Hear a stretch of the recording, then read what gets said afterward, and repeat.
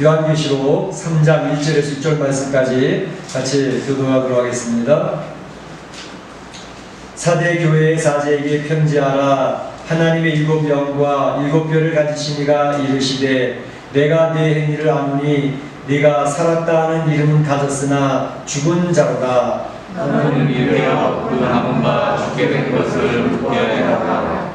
내가 하나님 앞에 내 행위에 온전한 것을 찾지 못하였노니 그러므로 네가 어떻게 받았으며 어떻게 들었는지 생각하고 지켜 회개하라. 만일 일깨지 아니하면 내가 도둑같이 이르리니 어느 때에 네게 이르는지 네가 알지 못하리라. 그러나 사대에 그 옷을 더럽히지 아니한 자 몇 명이 내게 있어 흰옷을 입고 나와 함께 다니리니 그들은 합당한 자의 영광이라. 이기는 자는 이와 같이 흰옷을 입을 것이요 내가 그 이름을 생명책에서 결코 지우지 아니하고 그 이름을 내 아버지 앞과 그의 천사들 앞에서 시인하리라. 위에 있는 자는 성령이 교회들에게 하시는 말씀을 들을지어다. 아멘. 아멘. 예, 저희가 이제 하나님 말씀을 나누게 될 때 지난 시간에도 믿음, 우리가 믿음 생활하는데 그 믿음도 데살로니가 교회처럼 살아서 역사하는 그런 믿음이 있는가 하면 죽은 믿음이 있다라는 말씀을 이미 드렸습니다. 그런가 하면 교회도 교회가 다 같은 교회가 아니라 살아있는 교회가 있는가 하면 죽은 교회가 있다. 이렇게 오늘 예수님께서 충격적인 선포를 하십니다. 오늘 3장 1절 말씀 보게 되면 사대교회를 향해서 예수님 말씀하시기를 내가 살았다 하는 이름은 가졌는데 실상은 죽은 자로다 라고 이야기를 하고 있습니다. 사대교회야 너희가 살았다고 생각하지? 그런데 주님의 눈으로 볼 때 너희는 죽은 교회야 라고 이야기를 하고 있다는 것입니다. 얼마나 충격적인 이야기입니까? 그러니까 우리가 신앙생활을 하면서 이러한 주님의 충격적인 선포를 들으면서 가슴이 철렁 내려앉습니다. 그래서 우리가 일곱 교회를 살펴보는 가운데 있는데 이 일곱 교회는 현재 이 세상에 있는 교회들의 그 일곱 부류의 교회들을 설명하는 대표적인 모델로 삼은 교회들입니다. 그 중에서 오늘 우리는 사대 교회를 살펴보고자 하는 것입니다. 이 사대라고 하는 것은 두아디라 남쪽, 우리가 지난 시간에 두아디라 교회를 살펴보지 않았습니까? 두아디라라고 하는 곳에서 남쪽으로 약 50km 가까이 떨어져 있는 그러한 지역입니다. 이 지역은 굉장히 유명했던 지역인데 리디아라고 하는 왕국, 큰 왕국이었습니다. 그 왕국의 수도를 했던 왕국으로서 굉장히 자부심이 강했던 그러한 도시였습니다. 뿐만 아니라 이 도시는 그 지형적으로 아주 굉장히 난공불락의 요새와 같은 그런 지형을 갖추고 있습니다. 계부로부터 그 위에까지 쳐다보면 약 48m 정도, 48m 정도나 되는 그러니까 높은 산성처럼 보이죠? 그러한 것으로 둘러싸여 있는 곳이기 때문에 이제 제대로 이방 민족들이 침략할 수 없는, 그래서 자신들의 그 요새와 같은 도시에 대한 그런 것에 대한 자부심이 넘쳤던 곳인데, 그럼에도 불구하고 페르시아 때 그 고레스 왕에 의해서 1차 침략을 당하기도 했고 또 헬라의 안티오쿠스 왕에 의해서 침략을 당하게 됐던 그러한 나라이기도 합니다. 그러한 도시이기도 합니다.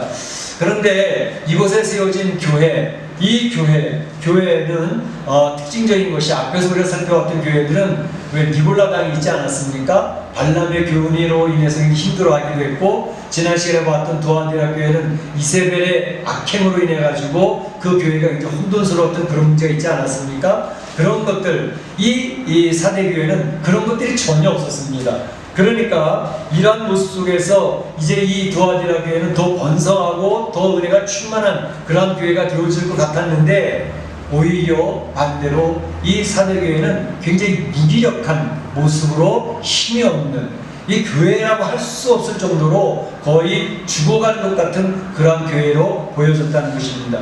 그래서 오늘 말씀의 제목을 서서히 죽어가는 사대교회라고 하는 말씀의 제목을 정해놓고 그 말씀을 살펴보고자 하는데, 참으로 이 사대교회가 한마디로 죽어가는 교회 같다라고 얘기했는데, 우리가 이 세상에 살아가면서 가장 비참하고 허무한 것은 무엇일까?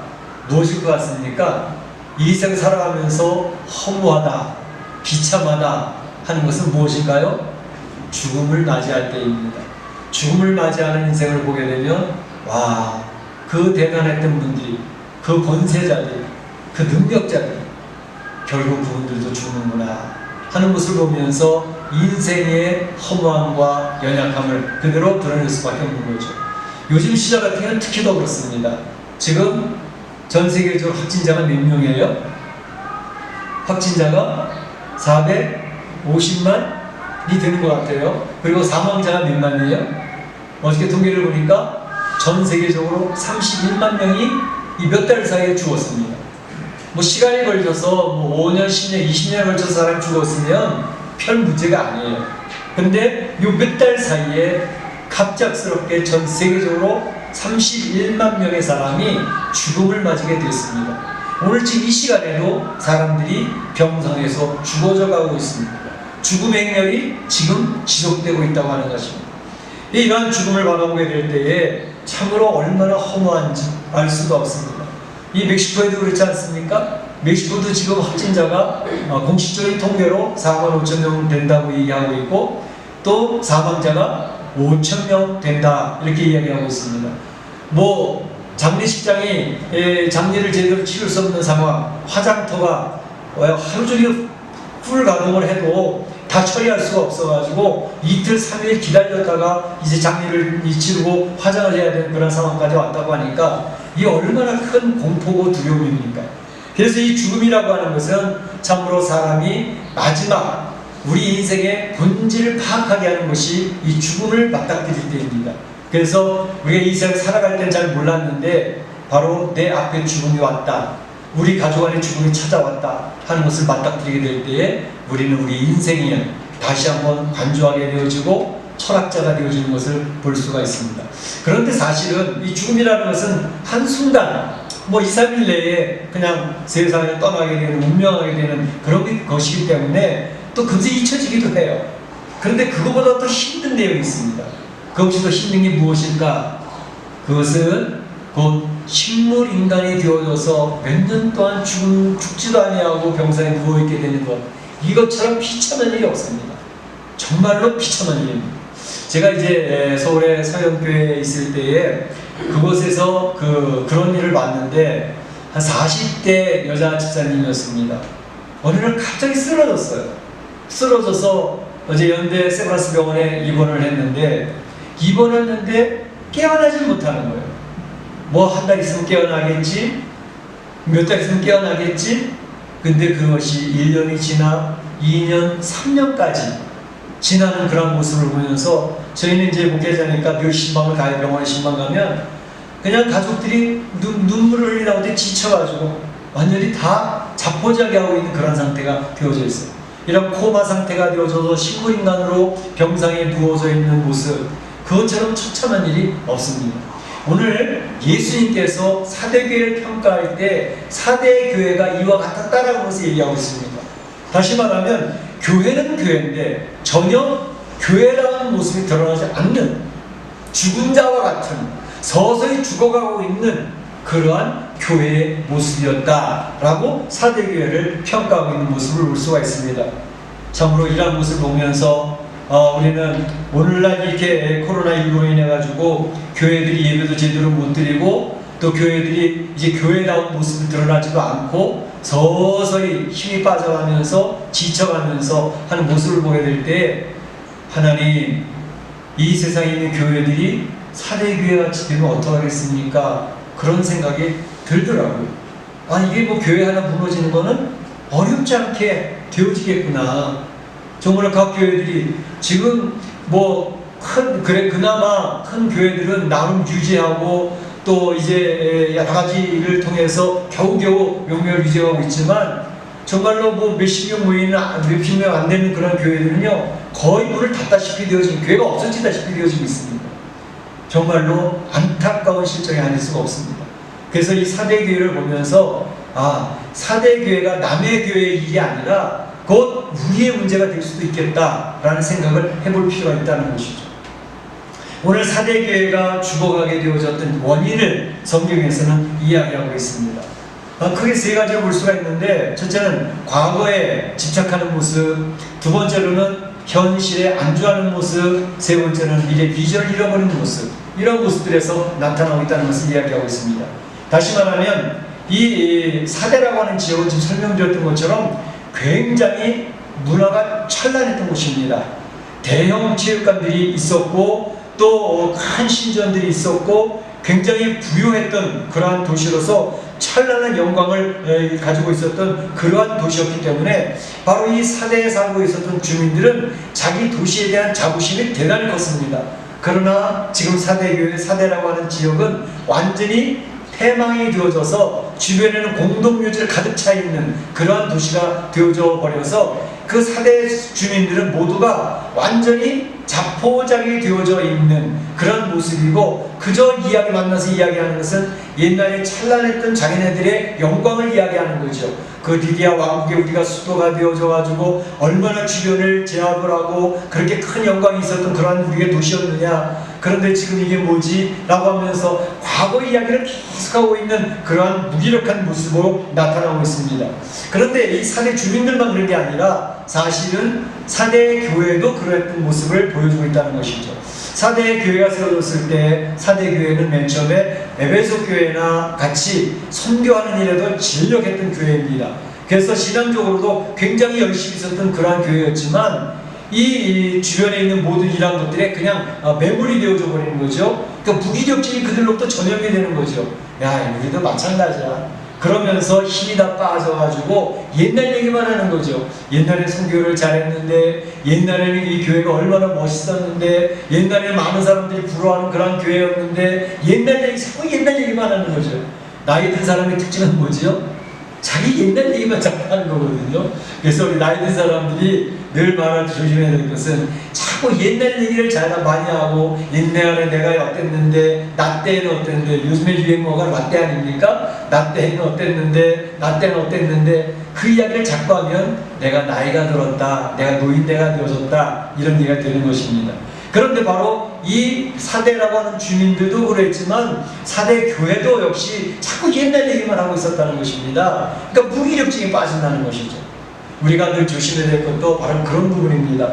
우리가 옛날에는 어땠다, 옛날에는 내가 참으로 모태신앙으로서 우리 집안은 교회도 몇 개 세웠던 집안이고, 우리 집안은 평양신학교에서부터 대대로 내려왔던 집안이고, 이런 이야기를 자꾸 하는 것, 어떤 자부심을 갖는 것은 좋습니다. 그러나 그것에 매몰되어져서 과거가 더 중요한 그러한 이야기가 되어지면 그것은 곤란하다는 것입니다.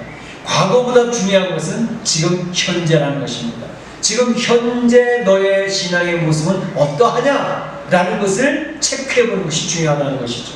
옛날에 교회를 몇 개 세웠으면 뭐합니까? 지금 현재 하나님의 뜻과는 상관없이 형편없는 신앙의 모습으로, 아니 저 사람이 예수님을 만난 사람인지 도대체 의심이 갈 정도의 그러한 삶을 살고 있다고 한다면 이것은 아무 필요가 없습니다. 과거에 아무리 찬란했던 신앙의 역사를 할지라도 그것은 하나님 앞에 오히려 야단 맞을 거리밖에 안 됩니다.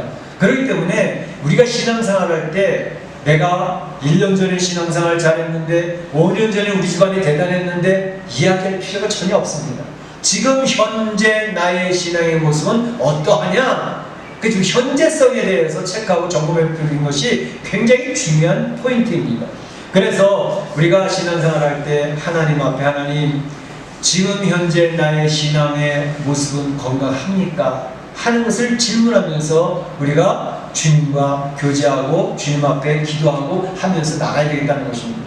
오늘 우리가 교회 주보에 보게 되면 뒷부분에 맑고 아름다운 교회라고 이렇게 제목을 써가지고 얘기했는데, 이제 그 내용이 그런 겁니다.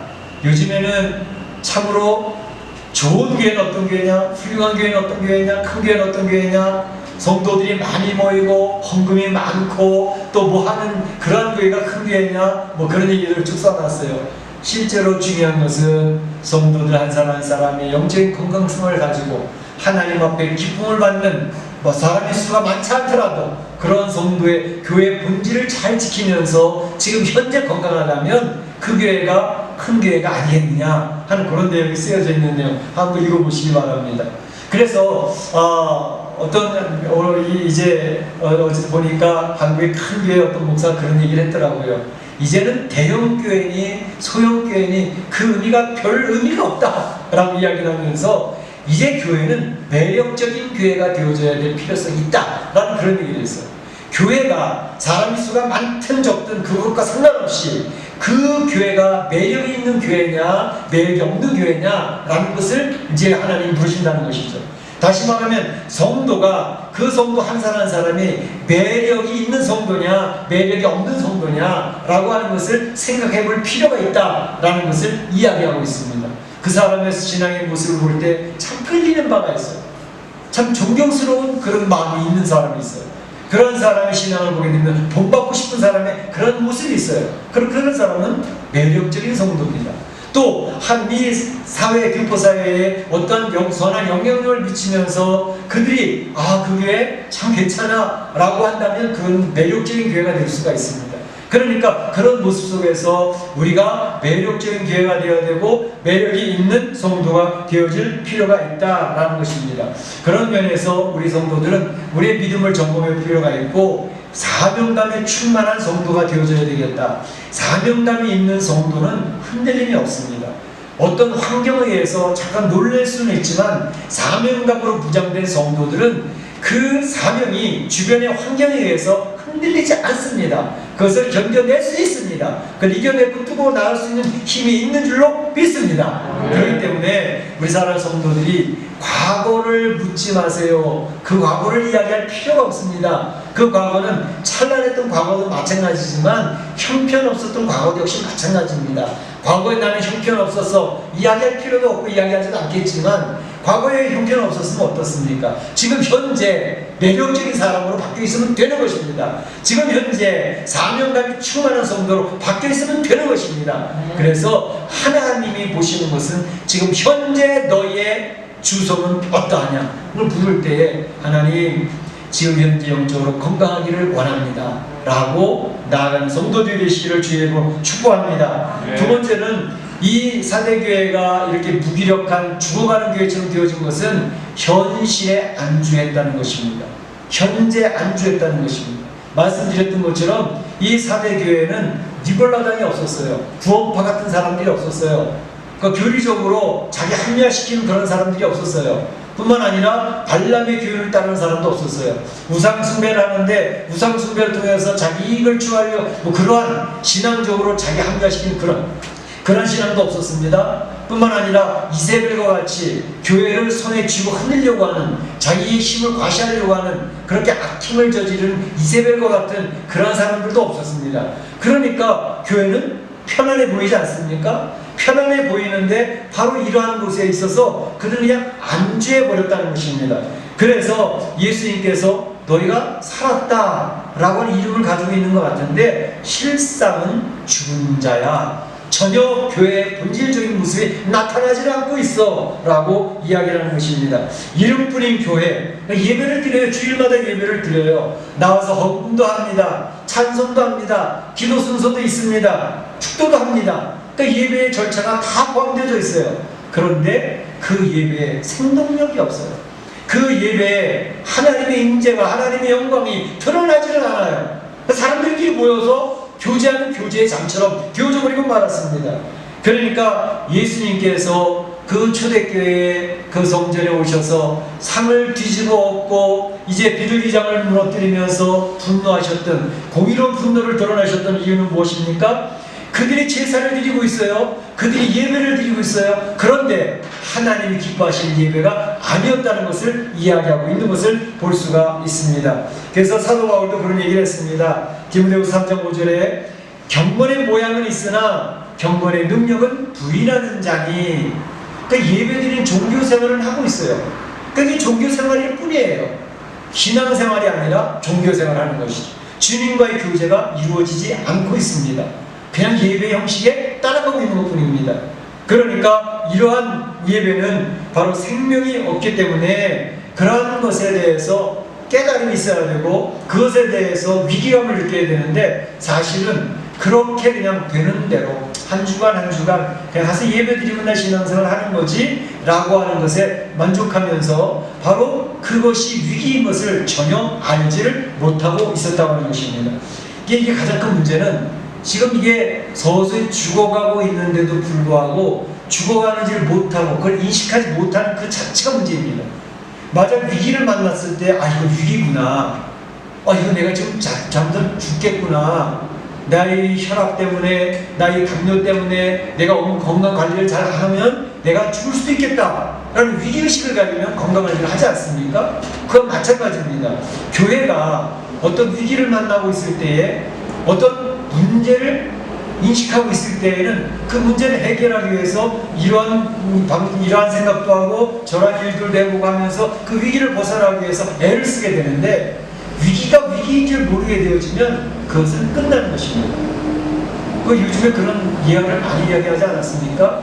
개구리를 죽이는 방법.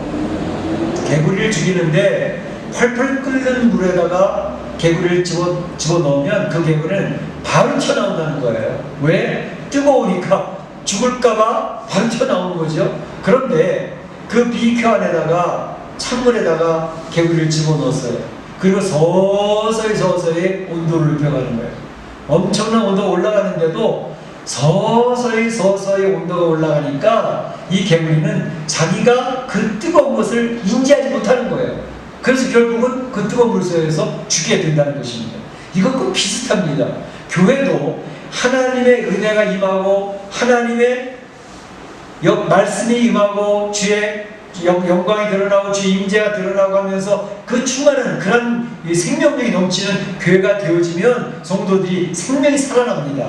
영이 살아납니다. 그런데 만약에 교회가 서서히 죽어가고 있고 주님의 영광도 안 드러나요, 주님의 임재도 체험도 안 되어져요, 성도들도 그냥 종교생활을 하고 있어요, 신앙생활 아닙니다. 그런데 그 상태에서 위기의식을 느끼지 못한다면 그것은 서서히 죽어가는 사대교회와 같이 되어진다는 것입니다. 현실에 안주하게 되어지면 괜찮아, 그러면 이와 같이 죽는 교회가 되어진다는 것을 얘기하고 있습니다. 세 번째로 이 교회가, 사대교회가 죽게 되어진 것은 미래에 대한 비전을 상실했다는 것입니다. 미래에 대한 비전을 상실했다. 그러니까 말씀드렸던 것처럼 여기는 이단의 도전도 없어요, 박해도 없어요. 그러니까 교회가 편안한 것처럼 보여져요. 그러니까 주님을 의지하긴 주님을 의지해, 이렇게 살아갈 수 있는데 그렇게 얘기한다는 것이죠. 전에 말씀드렸잖아요. 어떤 자매에게 가서 전도를 하는데 교회 예수님을 믿으시고 교회 나오세요 이야기를 했더니 그분이 하는 대답이 뭐냐면, 저는 지금이 편하고 괜찮아요, 제가 혹시 어려워지면 교회 나갈까 지금은 별로 나가고 싶은 생각이 없어요, 이런 얘기를 하더라고요. 그러니까 이런 사람들이 편안하니까, 어려움이 없으니까 그런 속에서 그가 점점 안주하면서 앞으로 내 미래가 어떻게 되어질지, 미래에 대한 비전을 상실한다는 것이죠. 특별히 이제 이민교회 같은 경우에 그런 현상들이 많이 나타나는데, 이제 교회들의 여러 가지 어려운 문제들이 생기지 않습니까? 특별히 문제를 일으키는 교회들이 몇 명 있지 않습니까? 그러면 성도들이 이야기할 때, 그냥 우리 요 정도 교회 같으면 재밌잖아요, 그냥 요 정도 교회에서 더 많은 사람 이렇게 오라고 그러지 말고 우리끼리 예배 잘 드리면서 지냈으면 좋겠습니다, 그렇게 이야기하는 분들이 가끔 있어요. 그러니까 사람들 많이 오면 문제되는 사람 많이 생기니까 그냥 더 이상 사람들 전도하지 말고 그냥 우리끼리 재미있는 교회를 유지해 나가면 되잖아요, 그런 이야기를 하는 거죠. 이것은 교회의 본질을 잃어버린 사람들이고 미래를 바라볼 수 없는 그런 사람들이 되어진다는 것입니다. 그렇기 때문에 교회는 항상 미래에 대한 비전을 가지고 있어야 됩니다. 이건 개인 성도들도 마찬가지입니다. 내가 신앙생활하면서 나는 어떠한 방향으로 내가 세워져 가기를 원하는가, 이 미래에 대한 그림이 있어야 성도들이 미래를 향해서 달려갈 수 있다는 거죠. 교회도 역시 마찬가지고 그렇습니다. 그러니까 저희는 교회를 이렇게 세워나갈 때 비전을 제시하지 않았습니까? 우리 교회의 비전 4가지 뭐죠? 첫째는 주보를 다시 보셔야 되죠. 살아있는 예배 공동체. 그래서 저희는 예배가 그냥 형식적인 예배가 되어지기 쉬운데, 형식적으로 되어지기 쉬운 예배를 늘 생각하면서 하나님의 은혜가, 하나님의 임재가, 주님의 영광이 드러날 수 있는 예배가 될 수 있도록 모든 성도들이 다 마음을 기울여서 살아있는 예배를 드리면 좋겠다라는 것입니다. 두 번째는 뭐죠? 훈련받는 제자의 공동체가 되어지기를 원합니다. 성도들이 많이 있는데 그 성도들이 한 명 한 명이 훈련을 받았으면 좋겠다는 것이죠. 우리가 예수님을 믿는 것에는 우리가 예수님의 자녀로 태어나는 것에는 훈련받을 필요가 없어요. 어머니 몸에서 아이가 태어나는 것처럼 주의 말씀으로 믿음으로 하나님의 자녀로 태어났어요. 그런데 자녀로 태어나서도 하나님의 사명을 가지고 귀한 일을 감당할 수 있는 일꾼들은 훈련을 받아야 됩니다. 그래서 훈련을 받아야 주님의 일꾼들이 되어집니다. 그 주님의 일꾼들이 되어져야 주님의 교회를 걸머쥐고 주님의 교회에 대한 책임을 지고 교회를 지켜나가고 세워나가는 그런 일꾼들이 세워지는 거거든요. 그래서 그 제자들을 키우기 위해서 가장 중요한 부분은 뭐라고요? 하나님의 말씀을 하나님의 말씀을 잘 듣고 그 말씀에 순종하는 사람을 되어지기 위해서 훈련을 받아야 되죠. 근데 우리가 잘 안 되어지니까, 우리 힘으로는 안 되어지니까 주님 주시는 능력을 구하기 위해서 뭐가 필요해요? 기도가 필요하단 말이죠.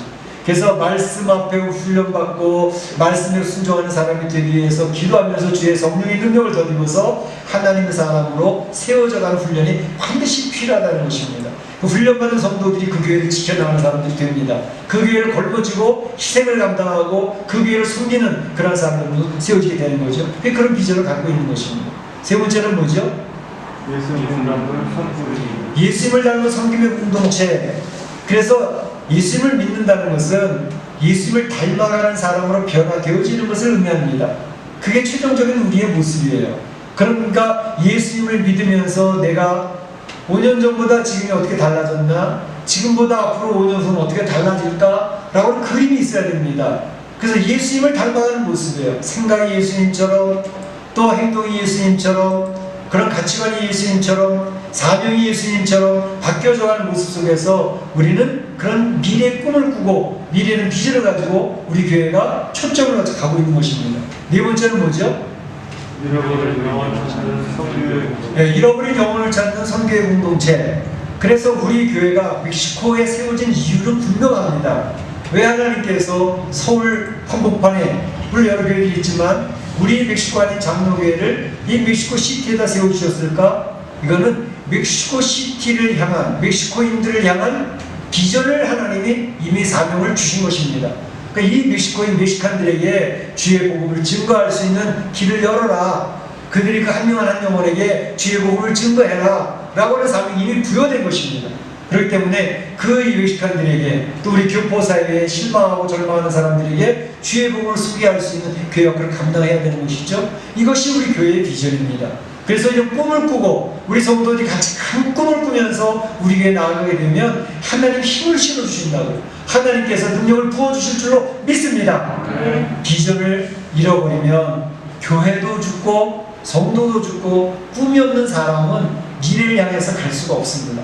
그렇기 때문에 성도들은 이런 꿈을 꾸는 성도들, 우리 교회도 꿈을 꾸는 교회가 되어져야, 비전이 있지 않으면 그 교회는 서서히 죽어가게끔 되어져 있다라는 것을 기억할 필요가 있습니다. 오늘 예수님께서는 다시 살아나는 방법을 제시합니다. 다시 살아나는 방법을 제시하는데, 여기 보게 되면 여러 가지가 있는데, 첫째는 깨어라 라고 이야기하고 계시고, 두 번째는 회개하라 이야기하고 계시고, 세 번째로는 생각하라 얘기하시고, 네 번째는 지키라, 다섯 번째는 굳게 하라 이렇게 얘기를 하고 계시는데, 깨어라 라고 하는 것은 잠을 자다 깨는 것처럼 영적인 각성을 가져라 라고 이야기를 하는 것입니다. 깨달음을 가져야 된다는 것이죠. 우리 주일마다 설교 말씀을 들을 때, 오늘 목사님 설교 은혜롭네, 그렇게 지나가면 안 됩니다. 오늘 말씀 들을 때, 내가 깨달을 건 뭐지?